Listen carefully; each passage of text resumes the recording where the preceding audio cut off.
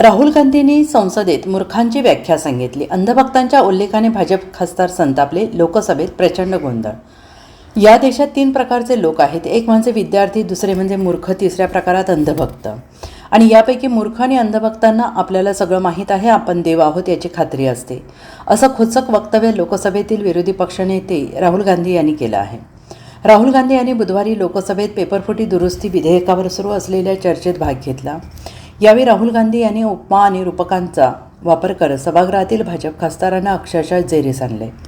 राहुल गांधी यांनी कोणाचाही उल्लेख न करता मूर्ख लोकांची लक्षणे सांगितली. यावर समोरच्या बाकांवर बसलेले भाजपचे खासदार प्रचंड संतापले आणि त्यांनी सभागृहात गोंधळ घातला. राहुल गांधी यांनी आपल्या भाषणाच्या सुरुवातीला सांगितलं, मी एका विद्यार्थिनीशी बोलत होतो. मी तिला विचारलं, तू विद्यार्थी आहेस म्हणजे नेमके कोण आहेस, काय आहेस? त्यावर तिने सांगितलं, विद्यार्थी असणं म्हणजे खुल्या विचारांची आणि मनाची असणारी व्यक्ती. या व्यक्तीला जीवनात नवीन गोष्टी शिकण्याची जिज्ञासा असते. मग मी त्या विद्यार्थिनीला विचारलं की दुसऱ्या प्रकारात कोणते लोक येतात? ती म्हणाली, दुसऱ्या प्रकारात मूर्ख येतात.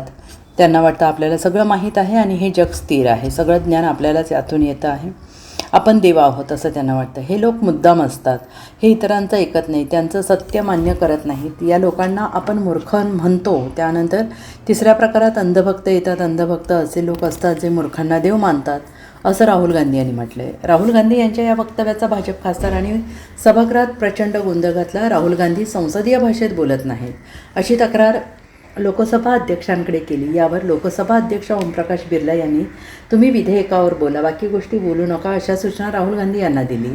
संसदीय कामकाज मंत्री किरेन रिजिजू यांनी राहुल गांधी वापरत असलेली मूर्ख आणि अंधभक्त ही शब्द असंसदीय असल्याचं म्हटलं आहे. यावर राहुल गांधी यांनी, मी एखाद्या खासदाराला मूर्ख बोललो तर त्यावर आक्षेप घेणं योग्य आहे आणि या देशात फक्त भाजपनेच बोलायचं असं तुम्हाला वाटत असेल तर मी शांत बसतो, असं राहुल गांधी यांनी म्हटलेलं आहे.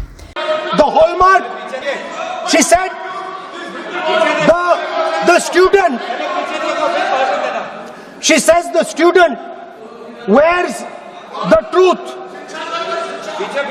on his or her chest proudly. It's written here.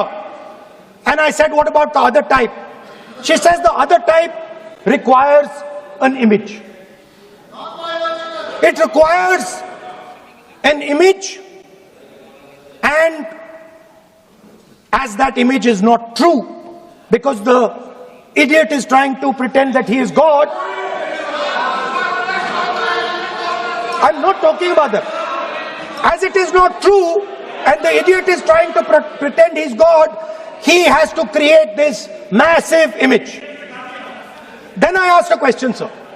मैं सोचा कि यार ये, सॉरी सर, मैं सोचा कि ये स्टूडेंट है और फिर ये इडियट भी है, तो मैंने उससे पूछा, एक बात बताओ, ये तीसरी कैटेगरी कहां जाती है? ये तीसरी कैटेगरी कहां जाती है? उसने कहा, कौन सी तीसरी कैटेगरी? मैंने कहा, अंधभक्त. इसको कहां डाला जाए? She says to me, अंधभक्त is a person who is absolutely convinced that another idiot is God. So these are the 3 categories. Bureau report, SBN Marathi, Delhi.